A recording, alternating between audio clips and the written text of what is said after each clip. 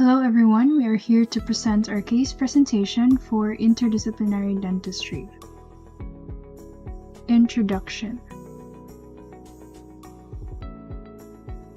The evidence of oral trauma in pediatric patients remains the issue where an interdisciplinary approach can be applied, an approach where the involvement of specialties like orthodontics and pediatric dentistry are combined in order to benefit proper oral health.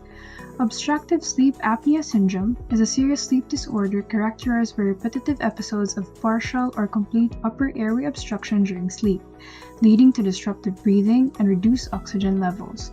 While it predominantly affects adults, OSAS can also impact adolescents, and its prevalence is increasingly recognized among younger populations.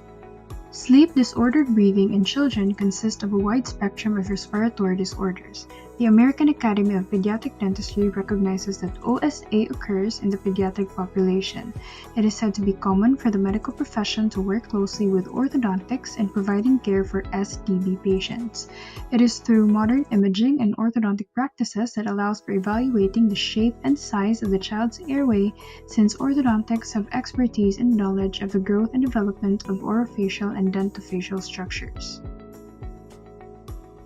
Our case report revolves around a story of a 16-year-old boy who came to us with several health concerns, including heavy snoring, daytime sleepiness, delayed growth, and short stature.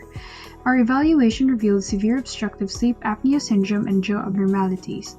To address this complex issue, we adopted a team-based approach involving various specialists. A 16-year-old boy sought medical attention due to heavy snoring, feeling excessively sleepy during the day, and having a delayed growth and short height. His height was measured at 156 centimeters and weighed at about 34 kilograms, with a remarkably low body mass index of 10.9, indicating malnourishment.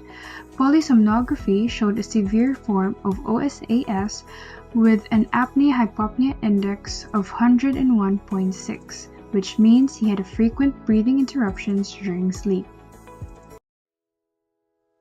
Treatment planning. In treating and diagnosing obstructive sleep apnea syndrome, multiple specialists are required. Of these, the required specialists that apply a major role in treating the syndrome are the pediatric dentist, which diagnosed the syndrome, and orthodontist. As the patient receives his diagnosis, initial treatment plan is set to be given. In this case, with the diagnosis of the patient, continuous positive airway pressure treatment or CPAP treatment was begun immediately.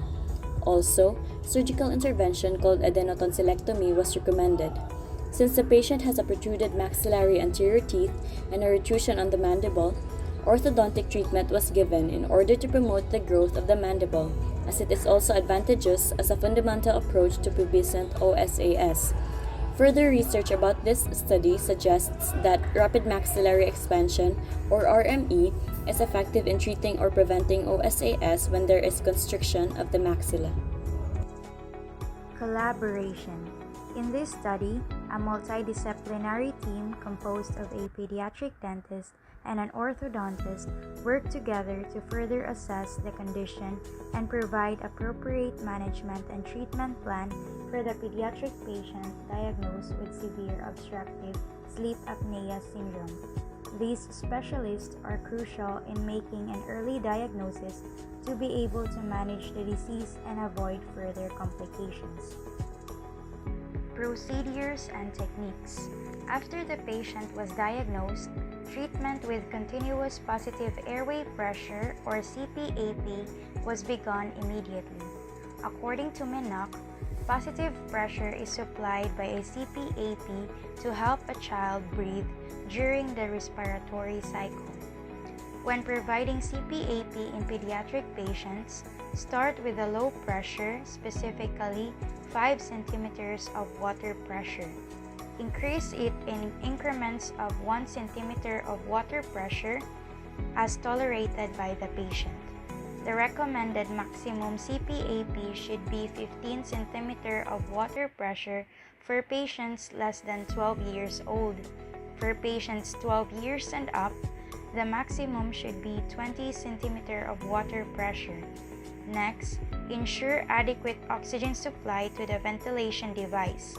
Then, initiate continuous monitoring devices Place the delivery device over the mouth and nose. Then, secure the fitted mask with appropriate securing devices. Make sure to check for air leaks. Finally, keep the mask in place and readjust the mask seal as needed.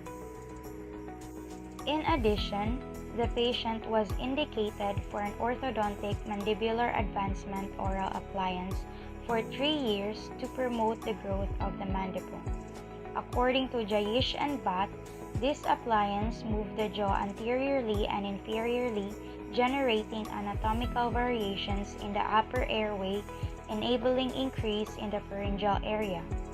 This movement stabilizes and fixes the jaw and hyoid bone, preventing blockage of the airway.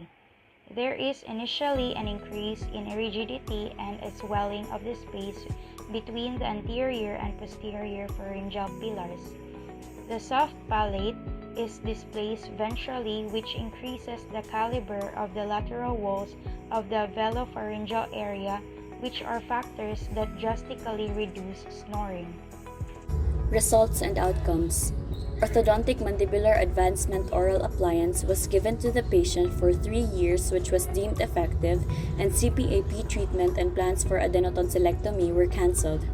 With the orthodontic appliance, the mandible advanced 64% of the maximal mandibular protrusive position as seen on the figure presented.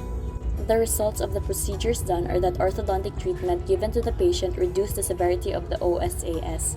Hence, medical professionals conclude that this syndrome is a medical problem with orthodontic treatments. Modifying the bony structure using intraoral appliances help in treating OSAS because studies show that there is an interrelation between the craniofacial growth and the syndrome itself. Through this orthopedic expansion, the increase of airspace and improvement of airflow of patients can be attained.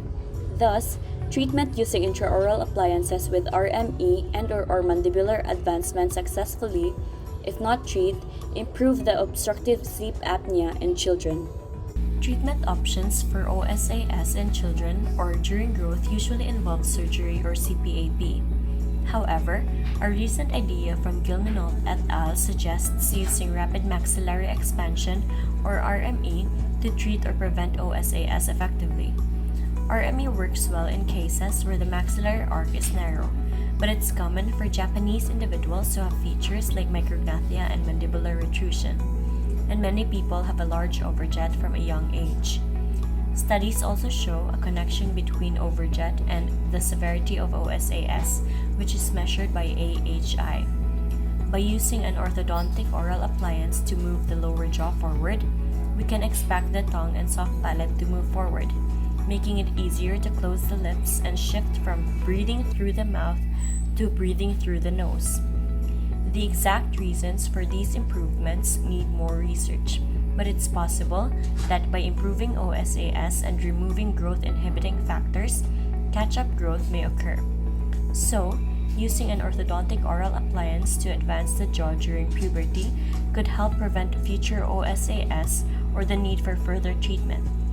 Since the patient still has some OSAS, where the apnea-hypopnea index is 11.0, it's essential to continue careful attention and evaluation using PSG. Conclusion.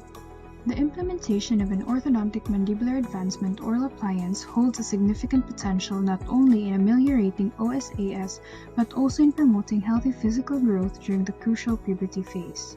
The management of obstructive sleep apnea syndrome in children and individuals during the growth phase typically involves surgical interventions or the use of continuous positive airway pressure. Recent research has proposed the potential efficacy of rapid maxillary expansion in addressing OSAS, particularly in cases of maxillary arc extension. The residual OSAS necessitates continued careful monitoring and evaluation through polysomnography to ensure ongoing effectiveness and to provide efficient and effective care for the patient's well-being. As research in this field continues to evolve, the adoption of a comprehensive, multidisciplinary approach remains critical to enhance the management and outcomes of OSAS in young individuals with dentofacial abnormalities. The interdisciplinary approach in orthodontics and pediatric dentistry have a positive impact on comprehensive assessment, whereas expertise and specialties have been combined. Patients are able to receive a comprehensive evaluation of their oral health, which allows a thorough understanding of the patient's condition and help develop a holistic treatment approach.